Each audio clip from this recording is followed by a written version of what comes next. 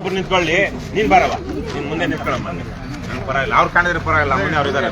ಹಾ ಕಾಣಿಸುತ್ತೆ.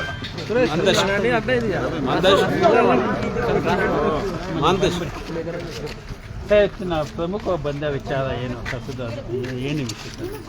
ರಾಜ್ಯಾದ್ಯಂತ ನಮ್ಮ ಗ್ರಾಮೀಣಾಭಿವೃದ್ಧಿ ಇಲಾಖೆಯವರು ಬಹಳ ಅತ್ಯುತ್ತಮವಾದಂತಹ ಒಂದು ಕೆಲಸ ಮಾಡಿದ್ದಾರೆ. ಏನು ಅಂದ್ರೆ ಆ ಹಳ್ಳಿಯಲ್ಲಿರುವಂತಹ ವಿಶೇಷವಾಗಿ ಮಹಿಳೆಯರೇ ಊರಿನ ಕಸ ವಿಲೇವಾರಿ ಮಾಡಬೇಕು. ಅದ್ರ ಮೂಲಕ ಗ್ರಾಮದಲ್ಲಿರುವಂತಹ ಮಹಿಳೆಯರಿಗೆ ಉದ್ಯೋಗ ಅವಕಾಶಗಳು ಸಿಗುತ್ತೆ ಮತ್ತು ಬಹಳ ಒಂದು ರೀತಿಯಲ್ಲಿ ಹಸಿ ತ್ಯಾಜ್ಯ, ಒಣ ತ್ಯಾಜ್ಯ ಇವೆಲ್ಲ ವಿಂಗಡಣೆ ಆಗಿ ಒಂದು ಪರಿಸರಕ್ಕೆ ಅನುಕೂಲವಾದಂತಹ ಸ್ಥಿತಿ ಇರುತ್ತೆ ಅಂತ ಹೇಳಿ ರಾಜ್ಯಾದ್ಯಂತ ಎಲ್ಲಾ ಪಂಚಾಯತಿಗಳಲ್ಲೂ ಸ್ಪೆಷಲ್ ಆಗಿ ಒಂದು ಜಾಗವನ್ನು ಐಡೆಂಟಿಫೈ ಮಾಡಿ ಅಲ್ಲಿ ಕಸ ವಿಲೇವಾರಿ ಘಟಕಗಳನ್ನು ಸ್ಥಾಪನೆ ಮಾಡಿ ಮತ್ತೆ ಕಸ ಸಂಗ್ರಹಣೆ ಮತ್ತೆ ಕಸ ಏನಂತಾರೆ ಅದನ್ನ ವಿಂಗಡಣೆ, ಸಂಗ್ರಹಣೆ ಮತ್ತು ವಿಂಗಡಣೆಗೆ ಮಹಿಳೆಯರಿಗೇನೆ ಅಧಿಕಾರ ಕೊಡುವಂತಹ ಅಥವಾ ಅವಕಾಶ ಕೊಡುವಂತದ್ದನ್ನ ಮಾಡಿದ್ದಾರೆ. ಅದರ ಜೊತೆ ಅದನ್ನ ಇಲ್ಲಿ ನಾವು ಕನ್ನಮಂಗಲ ಗ್ರಾಮ ಪಂಚಾಯತಿಯಲ್ಲಿ ಇಲ್ಲಿ ಒಂದು 3 ವರ್ಷದಿಂದ ಮಾಡ್ತಾ ಬಂದಿದ್ದೀರಾ.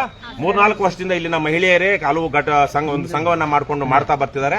ಈ ಮಧ್ಯದಲ್ಲಿ ಕೆಲವೊಂದು NGOಗಳು ಒಳತೂರಿ ಅವರು ಒಂದಷ್ಟು ಇಲ್ಲೇನೋ ಬೆಳೆ ಬಯಸ್ಕೊಳ್ಳೋದಕ್ಕೆ ಮಾಡಿ ಈಗ ಮಹಿಳೆಯರಿಗೆ ಈ ಸ್ವಸಹಾಯ ಸಂಘಗಳು ಇವರೆಲ್ಲ ಇರುವಂತಹ ಮಹಿಳೆಯರಿಗೆ ಕಳೆದ ಹಲವಾರು ತಿಂಗಳುಗಳಿಂದ ಬೇರೆ ಬೇರೆ ರೀತಿಯಲ್ಲಿ ಅವರಿಗೆ ಕಷ್ಟ ಆಗುವಂತಹ ಕೆಲಸವನ್ನ ಮಾಡಿದ್ದಾರೆ. ಅದಕ್ಕೆ ಇಲ್ಲಿರುವಂತಹ ಗ್ರಾಮ ಪಂಚಾಯತಿ ಅಧ್ಯಕ್ಷರ ಗಂಡ ಮತ್ತೆ ಇನ್ನೊಬ್ಬ ಗ್ರಾಮ ಪಂಚಾಯತಿ ಸದಸ್ಯ ಕೆಲವೊಂದು ಅಪಾರ್ಟ್ಮೆಂಟ್ನವ್ರ ಜೊತೆ ಸೇರ್ಕೊಂಡು ಮತ್ತೆ PDO ಮತ್ತೆ ಸೆಕ್ರೆಟರಿ ಅವ್ರ ಜೊತೆ ಎಲ್ಲ ಶಾಮೀಲಾಗಿ ಈಗ 4 ತಿಂಗಳುಗಳಿಂದ ಇಲ್ಲಿ ಕಸ ವಿಲೇವಾರಿ ಮಾಡ್ತಾ ಇರುವಂತಹ, ಸಂಗ್ರಹಣೆ ಮತ್ತು ವಿಂಗಡಣೆ ಮಾಡ್ತಾ ಇರುವಂತಹ ಮಹಿಳಾ ಪೌರ ಕಾರ್ಮಿಕರಿಗೆ, ಗ್ರಾಮ ಕಾರ್ಮಿಕರಿಗೆ ಇವರಿಗೆ ಯಾವುದೇ ರೀತಿಯಲ್ಲಿ ಸಂಬಳ ಬರದೇ ಇರುವಂತಹ ಪರಿಸ್ಥಿತಿಯನ್ನ ಸೃಷ್ಟಿ ಮಾಡಿದ್ದಾರೆ. ಹಾಗಾಗಿ ಇವತ್ತು ಸುಮಾರು 40-50 ಜನ ಆ ಸಂಸ್ಥೆಯವರು, ಸಂಘಟನೆಯವರು, ಆ ಸಂಘದವರು ಮತ್ತೆ ಆ ಕಸ ಸಂಗ್ರಹಣೆ ಮತ್ತು ವಿಂಗಡಣೆ ಮಾಡುವಂತವರೆಲ್ಲ ಇವತ್ತಿಲ್ಲಿ ಧರಣಿ ಕೂತಿದ್ದಾರೆ ಗ್ರಾಮ ಪಂಚಾಯತಿ ಮುಂದೆ. ಸೊ ನಮಗೂ ಇಲ್ಲಿ ನಾವು ಯಾವುದೋ ಒಂದು ಖಾಸಗಿ ಕಾರ್ಯಕ್ರಮ ನಿಮಿತ್ತ ಬಂದಾಗ ಗೊತ್ತಾದಾಗ ನಾವು ಇಲ್ಲಿ ಬಂದು ಅವ್ರು ಕೇಳ್ತಾ ಇದ್ದೀವಿ. ನಿಮ್ಗೆಲ್ಲಾ ಗೊತ್ತಿರೋ ಹಾಗೆ ಕರ್ನಾಟಕ ರಾಷ್ಟ್ರ ಸಮಿತಿ ಪಕ್ಷ ಮೊದಲಿನಿಂದಲೂ ಭ್ರಷ್ಟಾಚಾರದ ವಿರುದ್ಧ, ಅನ್ಯಾಯದ ವಿರುದ್ಧ ಹೋರಾಟ ಮಾಡ್ತಾ ಇದೆ. ನಾನು ಹಿಂದೆ ಲೋಕಸತ್ತಾ ಪಕ್ಷದಲ್ಲಿದ್ದಾಗ, ಆಮ್ ಆದ್ಮಿ ಪಕ್ಷದಲ್ಲಿದ್ದಾಗ ಇಲ್ಲೇ ಪಕ್ಕದಲ್ಲಿರುವಂತಹ ಮಂಡೂರ್ನ ದೊಡ್ಡ ಕಸದ ಹೋರಾಟದಲ್ಲಿ ನಾವು ಪಾಲ್ಗೊಂಡಿದ್ವಿ. ಇದೊಂದು ನಿಜಕ್ಕೂ ಇವತ್ತು ಕಸ ಸಂಗ್ರಹಣೆ ಮತ್ತು ವಿಂಗಡಣೆ ಮಾಡಲಿಲ್ಲ ಅಂದ್ರೆ ಯಾವ ಗ್ರಾಮ, ಪಟ್ಟಣ, ನಗರ ಇನ್ನು ಸ್ವಚ್ಛವಾಗಿರೋದಿಲ್ಲ ಮತ್ತೆ ಆರೋಗ್ಯಕರವಾದ ಜೀವನವನ್ನ ಮಾಡೋದಕ್ಕಾಗೋದಿಲ್ಲ. ಹಾಗಾಗಿ ಇವತ್ತು ಬಂದಾಗ ಇಲ್ಲಿನ ಸಂದರ್ಭದಲ್ಲಿ ನಮ್ಗಿಲ್ಲಂತಹ ಇವರೆಲ್ಲ ಮಾಹಿತಿ ಕೊಟ್ಟ ಮೇಲೆ ನಾವು ಇಒ ವಸಂತ್ ಕುಮಾರ್ ಅವ್ರ ಜೊತೆ ಮಾತನಾಡಿದ್ವಿ. ಮತ್ತೆ PDO ಶ್ರೀಧರ್ ಅವ್ರ ಜೊತೆಗೂ ಸಹ ಮಾತಾಡಿದ್ವಿ. PDO ಇನ್ನು ಕೆಲವೇ ನಿಮಿಷಗಳಲ್ಲಿ ಬರ್ತೀವಿ ಅಂತ ಹೇಳಿದ್ದಾರೆ. ವಸಂತ್ ಕುಮಾರ್ ಅವರು ಇವತ್ತೇ ಈ ಸಮಸ್ಯೆಗೆ ಅಟೆಂಡ್ ಮಾಡ್ತೀನಿ ಅಂತ ಅವ್ರು ಹೇಳಿದ್ದಾರೆ. ಇವತ್ತು ಯಾವುದೋ ಒಂದು ಹಿರಿಯ ಅಧಿಕಾರಿಗಳ ಜೊತೆ ಒಂದು ಸಭೆ ಇರೋದ್ರಿಂದಾಗಿ ಅವ್ರು ನಾನು ಬರೋದಕ್ಕೆ ಈಗಾಗ್ತಾ ಇಲ್ಲ, ಆದ್ರೆ ತಕ್ಷಣಕ್ಕೆ ನಾನು PDO ಕಳಿಸ್ತೀನಿ ಅಂತ ಹೇಳ್ತಾ ಇದ್ದಾರೆ. ಒಂದು ಸಂತೋಷದ ವಿಚಾರ ಏನು ಅಂದ್ರೆ ತಮ್ಮ ಸಮಸ್ಯೆಯ ಪರಿಷ್ಕಾರಕ್ಕೆ ಹೆಣ್ಣು ಮಕ್ಕಳೇ ಮುಂದೆ ಬಂದಿರುವಂತದ್ದು. ಹೀಗೆ ಅವ್ರು ಮುಂದೆ ಬರದೆ ಇನ್ಯಾರ್ಯಾರನೋ ಮಧ್ಯದಲ್ಲಿ ದಲ್ಲಾಳಿಗಳನ್ನೋ ಅಥವಾ ಇನ್ಯಾರನೋ ಇಟ್ಕೊಂಡು ಬಂದಾಗ ಅದು ಮಧ್ಯದಲ್ಲಿ ಮೇಲ್ಮೇಲವರೇ ಹೋಗ್ಬಿಡ್ತಾರೆ, ಅಲ್ಲಲ್ಲೇ ಡೀಲ್ಗಳಾಗ್ಬಿಡುತ್ತೆ. ಅದ್ರ ಬದಲಿಗೆ ಇವತ್ತು ಮಹಿಳೆಯರೇ ಮುಂದೆ ಬಂದಿರೋ ಒಂದು ರೀತಿಯ ಸಮಾಧಾನಕರವಾದ ವಿಚಾರ. ಇದೇ ರೀತಿಯಲ್ಲಿ ಎಲ್ಲಾ ಕಡೆಯೂ ಬೆಂಗಳೂರು ಸುತ್ತಮುತ್ತ ವಿಶೇಷವಾಗಿ ಅಪಾರ್ಟ್ಮೆಂಟ್ ಓನರ್ಸ್ಗೆ, ಶ್ರೀಮಂತರಿಗೆ ಏನಂತಾರೆ ಪಾರ್ಶಿಯಾಲಿಟಿ ಇದೆ, ಅದ್ರ ಜೊತೆಗೆ ಪ್ರಿಫರೆನ್ಷಿಯಲ್ ಟ್ರೀಟ್ಮೆಂಟ್ ಇದೆ ನಮ್ಮ ಸರ್ಕಾರಿ ಕಚೇರಿಗಳಲ್ಲಿ. ಹಾಗಾಗಿ ಇಲ್ಲಿನ ಗ್ರಾಮಸ್ಥರು ಇಲ್ಲಿ ನಾವು ಕಾರ್ಯದರ್ಶಿ ಹತ್ರ, PDO ಹತ್ರ ಏನಾದ್ರು ನಮ್ಮ ಸಮಸ್ಯೆ ಮಾತಾಡಬೇಕು ಅಂತ ಹೋದ್ರೆ ನಮಗೆ ಗೌರವನೇ ಕೊಡೋದಿಲ್ಲ, ಹೋಗು ಅಂತ ಏಕವಚನದಲ್ಲೆಲ್ಲ ಮಾತಾಡಿಸ್ತಾರೆ ಅಂತ. ಅದಕ್ಕೆ ನಾನು ಇವತ್ತು ಅವ್ರಿಗೆಲ್ಲ ಹೇಳಿದ್ದೀನಿ, 2020 ಡಿಸೆಂಬರ್ 14ನೇ ತಾರೀಕು 15ನೇ ತಾರೀಕು ಸರ್ಕಾರದ ಒಂದು ಸುತ್ತೋಲೆ ಬಂದಿದೆ. ಅದರಲ್ಲಿ ಎಲ್ಲಾ ಸರ್ಕಾರಿ ಅಧಿಕಾರಿಗಳು ತಮ್ಮ ಕಚೇರಿಗೆ ತಮ್ಮ ಸಮಸ್ಯೆಗಳನ್ನು ಹೇಳ್ಕೊಂಡು ಬರುವಂತಹ ಯಾವುದೇ ನಾಗರಿಕರಿಗಾಗಲಿ ಅವರನ್ನ ಕುಳಿತುಕೊಳ್ಳೋದಕ್ಕೆ ಹೇಳಿ ಸಮಾಧಾನದಿಂದ ಮತ್ತೆ ಗೌರವಯುತವಾಗಿ ಅವ್ರ ಸಮಸ್ಯೆಯನ್ನ ಕೇಳಬೇಕು ಅಂತಿದೆ. ಅವೆಲ್ಲವನ್ನು ಸಹ ನಾನು ಈ ಮೂಲಕ ನಿಮ್ಮ ಮಾಧ್ಯಮದ ಮೂಲಕ ಕೇವಲ ಕನ್ನಮಂಗಲ ಗ್ರಾಮ ಪಂಚಾಯಿತಿ ಅಧಿಕಾರಿಗಳೇ ಮಾತ್ರವಲ್ಲ, ರಾಜ್ಯದ ಎಲ್ಲ ಸರ್ಕಾರಿ ಅಧಿಕಾರಿಗಳಿಗೆ ಮತ್ತೊಮ್ಮೆ ನಾನು ಈ 5 ವರ್ಷಗಳ ಹಿಂದಿನ ಸುತ್ತೋಲೆಯನ್ನ ಜ್ಞಾಪಿಸ್ತಾ ಇದ್ದೀನಿ. ಇಲ್ಲೊಂದು 2 ಗಾಡಿಗಳು, ತ್ರಿಚಕ್ರ ವಾಹನಗಳು ನಿಂತಿದೆ ಕಸ ಸಂಗ್ರಹಣೆ ಮಾಡೋದಿಕ್ಕೆ. ಆದರೆ ಅಲ್ಲಿ ಸುಮಾರು ಒಂದೊಂದು 3 ಲಕ್ಷದ ಮೇಲೆ ಇದೆ. ಇವು ಕಳೆದ ಎಷ್ಟು ಒಂದು 6 ತಿಂಗಳಿಂದ ನಿಂತಿದೆ, 6 ತಿಂಗಳಿಂದ ನಿಂತಿದೆ. ಅದರ ಬೀಗದ ಕೈಗಳು ಯಾರ ಹತ್ರ ಇದೆ ಅಂದ್ರೆ ಈ ಕನ್ನಮಂಗಲ ಗ್ರಾಮ ಪಂಚಾಯಿತಿಯ ಅಧ್ಯಕ್ಷೆಯ ಗಂಡನ ಹತ್ರ ಒಂದಿದೆಯಂತೆ, ಇನ್ನೊಬ್ಬ ಲಿಂಗರಾಜ ಅರಸು ಅನ್ನುವಂತಹ ಇನ್ನೊಬ್ಬ ಗ್ರಾಮ ಪಂಚಾಯತಿ ಸದಸ್ಯನ ಹತ್ರ ಇದೆಯಂತೆ. ಅದು ಇದೇನು ಅವ್ರ ಖಾಸಗಿ ಆಸ್ತಿಯಾ? ಗ್ರಾಮ ಪಂಚಾಯತಿ ವ್ಯಾಪ್ತಿಯಲ್ಲಿ ಕಸ ಸಂಗ್ರಹಣೆಗಂತ ಯಾರೋ NGOದವರು ಇನ್ನೊಬ್ಬರು ಕೊಟ್ಟಿದ್ರೆ ಈ ಖಾಸಗಿ ವ್ಯಕ್ತಿಗಳ ಹತ್ರ ಮತ್ತೆ ಗ್ರಾಮ ಪಂಚಾಯತಿ ಸದಸ್ಯನ ಹತ್ರ ಯಾಕಿದೆ? ಇದು ಯಾಕೆ PDO ಹತ್ರ ಆಗ್ಲಿ ಕಾರ್ಯದರ್ಶಿ ಹತ್ರ ಆಗ್ಲಿ ಅಥವಾ ಈ ಕಸ ಸಂಗ್ರಹಣೆ ಮತ್ತು ವಿಂಗಡಣೆ ಮಾಡೋದಿಕ್ಕೆ ಅಂತ ಹೇಳಿ ಅನುಮತಿಯನ್ನ ಲೈಸೆನ್ಸ್ ನ ಅಥವಾ ಯಾವುದೋ ಒಂದು ಅವಕಾಶವನ್ನ ಪಡೆದಿರುವಂತ ಇವ್ರ ಹತ್ರ ಇಲ್ಲ? ಇದು ಇವತ್ತಿರುವಂತಹ ಮುಖ್ಯ ಪ್ರಶ್ನೆ. ನಾವು ಅದನ್ನು ಸಹ ಈಗಾಗಲೇ ನಾನು ಇಒ ಗಮನಕ್ಕೆ ತಂದಿದ್ದೀನಿ. ಈ ತ್ರಿಚಕ್ರ ವಾಹನಗಳ ಕೀಗಳು ಇವರ ಹತ್ರ ಯಾಕಿದೆ, ಮತ್ತೆ ಗ್ರಾಮ ಪಂಚಾಯಿತಿ ಚಟುವಟಿಕೆಯಲ್ಲಿ ಅಧ್ಯಕ್ಷೆಯ ಗಂಡನ ಪಾತ್ರ ಏನು? ಇದು ಯಾವ ತರಹದ ಪ್ರಜಾಪ್ರಭುತ್ವ, ಯಾವ ತರಹದ ಮಹಿಳಾ ಪ್ರಾತಿನಿಧ್ಯ?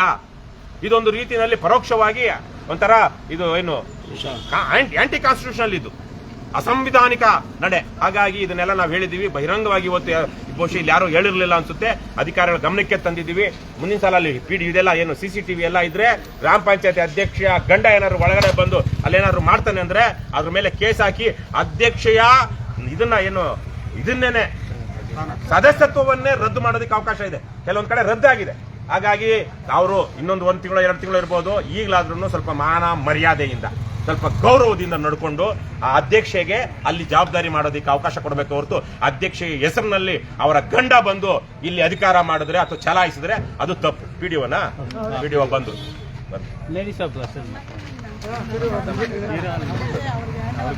Very good. ಶ್ರೀಧರ್ ಬನ್ನಿ. ಈಗ ನಮಸ್ಕಾರ. ಇದು ಎಲ್ಲ ಗೊತ್ತಿದೆ ನಿಮಗೆ, ವಿಚಾರ ಏನು ಇಲ್ಲ, ಏನು ಹೊಸದಾಗಿ ಏನು ಹೇಳೋದ್ ಬೇಕಾಗಿಲ್ಲ. ಏನ್ ಪರಿಹಾರ? ಈ 2 ಕೀ ಒಬ್ಬ ಗ್ರಾಮ ಪಂಚಾಯತಿ ಚೇರ್ಮನ್ ಗಂಡನ ಹತ್ರ ಇದೆಯಂತೆ, ಇನ್ನೊಂದು ನಿಮ್ಮ ಹತ್ರ ಇದೆಯಾ? ನಿನ್ನೆ ಏನಾಗಿತ್ತು, ಅದು ಆಚೆಗೆ ಬಿಟ್ಬಿಡಿ. ಮೊದಲು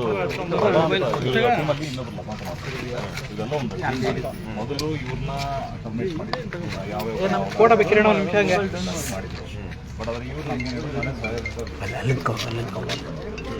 ನಾವು ತುಂಬಾ ಪ್ರೆಷರ್ ಮಾಡಿದ್ವಿ, ಬೇಡ ಮೇಡಮ್ ಬಿಟ್ಟು ಹೋಗ್ಬೋದ, ನೀವು 3 ಬಂದಿದ್ದೀರಾ ಅಟೆಂಡ್ ಮಾಡ್ಕೊಂಡು ಹೋಗಿ ಅಂತ ಹೇಳಿದ್ವಿ. ಬಟ್ ಆದರೆ ಯಾವ ಕಾರಣಕ್ಕೆ ಗೊತ್ತಿಲ್ಲ. ಮತ್ತು ಲಾಸ್ಟ್ ಗ್ರಾಮ ಸಭೆಯಲ್ಲಿ ಬೇಕು ಅಂತ ತೆಗೆದಿದ್ದು ನಮ್ಮನ್ನು ನಾನು ಕಾರಣಕ್ಕೆ ಬಂತು.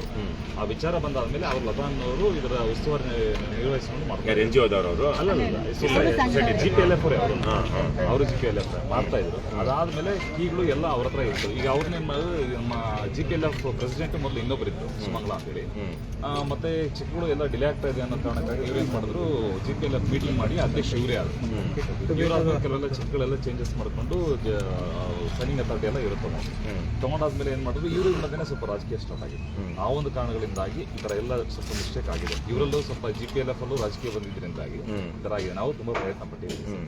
ಏನ್ ಪರಿಹಾರ ಏನಿಲ್ಲ ಸರ್. ಈಗ ಮೀಟಿಂಗ್ ಕರೆದಿದ್ದೀವಿ. ನಾನು ಮೀಟಿಂಗ್ ಕರೆದಿದ್ದೀನಿ.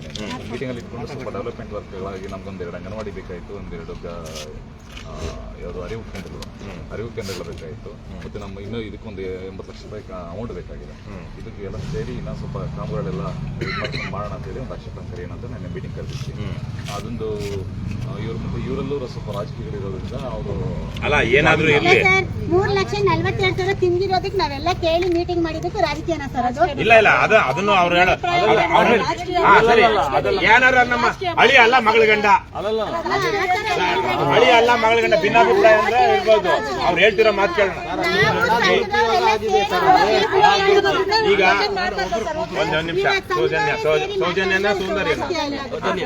ಸೌಜನ್ಯ ಒಂದ್ ನಿಮಿಷ. ಈಗ ಪರಿಹಾರ ಏನು ಅವ್ರದ್ದು? ಈಗ ಅದು ಅಧ್ಯಕ್ಷ ಅವರಿದ್ರೆ ಇನ್ ಯಾರೇ ಇರ್ಲಿ, ಇವತ್ತಿರೋ ಅಧ್ಯಕ್ಷರದು ಅಥವಾ ಇವತ್ತಿರೋ ಆಡಳಿತ ಮಂಡಳಿ ಅಂತ ಏನು ಅವ್ರು ಮಾಡ್ಕೊಂಡಿರ್ತಾರೋ ಅವ್ರನ್ನೇ ತಾನೇ ನೀವು ಕಾಂಟ್ಯಾಕ್ಟ್ ಮಾಡ್ಬೇಕಾಗಿರೋದು. ಇಲ್ಲಿ ಅಲ್ಲಿ ಯಾರಿಗೋ ಒಬ್ಬರಿಗೆ ಈಗ ತಾನೇ ಅವ್ರು ಹೇಳಿದ್ರು ಅಪಾರ್ಟ್ಮೆಂಟ್ ಅವ್ರದ್ದು ಇನ್ನೂ ಪೇಮೆಂಟ್ ಬಂದಿಲ್ಲ, ಯಾಕಂದ್ರೆ 4 ತಿಂಗಳಿಂದ ಅವ್ರಿಗೆ ಸಂಬಳ ಕೊಟ್ಟಿಲ್ಲ. ಸಂಬಳ ಕೊಡಬೇಕು ಅಂದ್ರೆ ಅವ್ರ ಅಪಾರ್ಟ್ಮೆಂಟ್ ಅವರೆಲ್ಲ ಕೊಡಬೇಕು. ಅಪಾರ್ಟ್ಮೆಂಟ್ ಅವ್ರು ಕೊಡಬೇಕು ಅಂದ್ರೆ ನೀವೇನೋ ನನಗಿದಕ್ಕೆ ಸಂಬಂಧ ಇಲ್ಲ, ಲಿಂಗರಾಜ್ ಅರಸ್ನ ಕೇಳಿ ಅಂತೀರಂತೆ. ಲಿಂಗರಾಜ್ ಅರಸು ಏನ್ ಇಲ್ಲಿ ದಲ್ಲಾಳಿನ? ಅವ್ರು ಹೇಳಿದ್ರೆ ನಮ್ಮ ಲಿಂಗರಾಜ್ ಅರಸ್ ಹೆಸರು ಹೇಳಿದ್ರ ಸರ್? NGO ಅವರು ಈಗ ಏನೋ ಒಂದು ನಮ್ಗೆ ಅನುದಾನವಾಗಿ ದಾನವಾಗಿ ಕೊಟ್ಟಿರ್ತಾರೆ, ಮತ್ತೆ ನಮ್ಗೆ ಹ್ಯಾಂಡ್ ಓವರ್ ಮಾಡಿ ಅಂತ ಯಾವ ನೀವು ಪತ್ರ ಬರ್ದಿರಲ್ವಾ? ಇದೇನಾಯ್ತು? ಈ ಪತ್ರಕ್ಕೆ ಏನಾದ್ರು ಬಂತ? ಬಗ್ಗೆ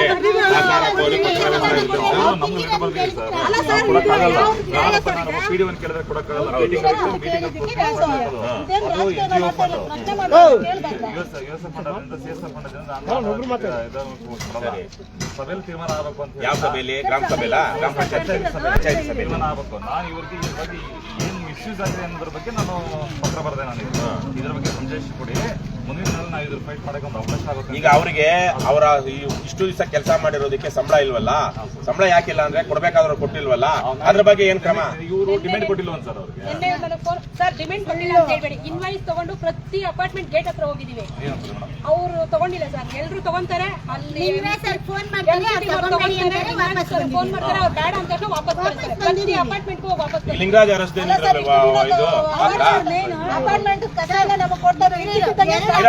ಇರಮ್ಮ ಒಂದ್ ನಿಮಿಷ ನೀವು ಹೇಳಿದ್ರಲ್ವಾ, ನಾನು ಪ್ರಶ್ನೆ ಕೇಳಿದ್ದೀನಲ್ಲ, ಅವ್ರು ಹೇಳಿ. ಈಗ ಇವ್ರು ಹೋಗಿ ಅಲ್ಲಿ ಕೊಟ್ಟಾಗ ಅವರು ಲಿಂಗರಾಜ್ ಅರಸು ಇನ್ನೊಬ್ರು ಯಾರೋ ಫೋನ್ ಮಾಡಿ ತಗೋಬೇಡಿ ಅಥವಾ ಕೊಡಬೇಡಿ ಅಂದಾಗ ನಿಮ್ಮ ಪಾತ್ರ ಏನು? ಸರ್ ನಮ್ಮ ಪಾತ್ರ ನಾವು GPLFಗೆ ಇದನ್ನು ಕೊಟ್ಟಿದ್ದೀವಿ. ಇವ್ರಿಗೆ ಏನಾದ್ರು ಅಡೆತಡೆ ಆದ್ರೆ ನಾವು ಹೋಗಿ ಮಧ್ಯೆ ನಿಂತ್ಕೊಂಡು ಬಗೆಹರಿಸ್ತೀವಿ. ಎಲ್ಲಾ ಕಡೆನೂ ಅದೇ ತರ ಆಗಿದೆ. ಬಟ್ ಈಗ ನೀವೀಗ ಮಾತಾಡಿ, ಯಾವ ಪಂಚಾಯತಿ ಸರ್, ಯಾವ ಅಪಾರ್ಟ್ಮೆಂಟ್ ಅಸೋಸಿಯೇಷನ್ ಅವರು ಇವರಿಗೆ ದುಡ್ಡು ಕೊಡ್ಬೇಕಾಗಿರೋ ಪೇಮೆಂಟ್ ನ ಉಳಿಸ್ಕೊಂಡು ಕೊಡದೇ ಇದ್ದಾರೋ ಅಥವಾ ಕೊಡದೇ ಇರೋದಕ್ಕೆ ಲಿಂಗರಾಜನ್ನ ಇನ್ನಾರನ್ನ ಕೇಳಬೇಕು ಅಂತಾರೋ ಅಂತವ್ರಿಗೆ ಈಗಲೇ ನೀವು ಫೋನ್ ಮಾಡಿ ಅದೇನಿದೆಯೋ ಅವ್ರು ಬಾಕಿ ಚುಕ್ತಾ ಮಾಡಿ ಅಂತ ಹೇಳಿ. ನೀವು ಯಾಕಂದ್ರೆ ಮುಂದಕ್ಕೆ ಇನ್ನು ಯು ಆಗ್ತೀರಾ, CO ತನಕ ಆಗ್ಬೋದು.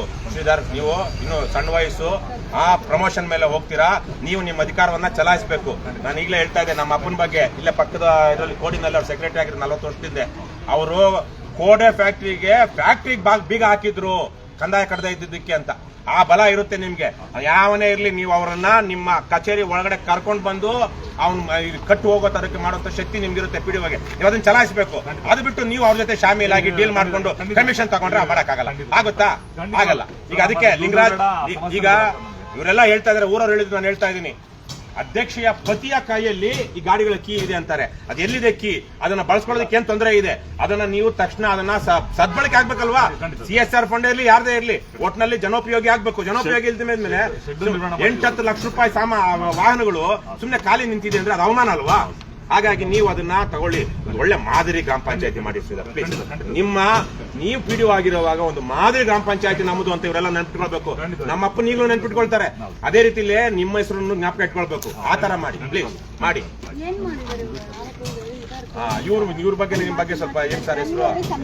ಎಲ್ಲಪ್ಪ, ನಿಮ್ ಬಗ್ಗೆ ಸಾಕಷ್ಟು ಆರೋಪ ಮಾಡ್ತಾ ಇದಾರೆ. ಕೀಗಳೆಲ್ಲ ನೀವು ಹೇಳ್ಕೊಂಡಿದ್ರೆ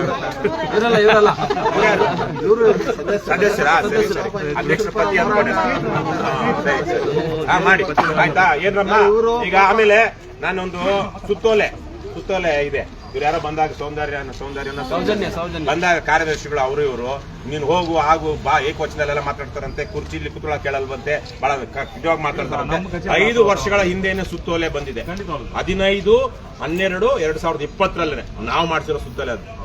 ನಾವು ಸತತವಾಗಿ 2016ರಿಂದ ಲಂಚಮುಕ್ತ ಕರ್ನಾಟಕ ನಿರ್ಮಾಣ ವೇದಿಕೆಯಲ್ಲೆಲ್ಲ ಹೋಗಿ ಅಭಿಯಾನಗಳನ್ನ ಮಾಡಿ ಖುದ್ದು 3 ಚೀಫ್ ಸೆಕ್ರೆಟರಿಗಳನ್ನ ಭೇಟಿ ಮಾಡಿದ್ದೀನಿ ನಾನು. ಅದರಿಂದಾನೇ ಇದು ಬಂದಿರೋದು.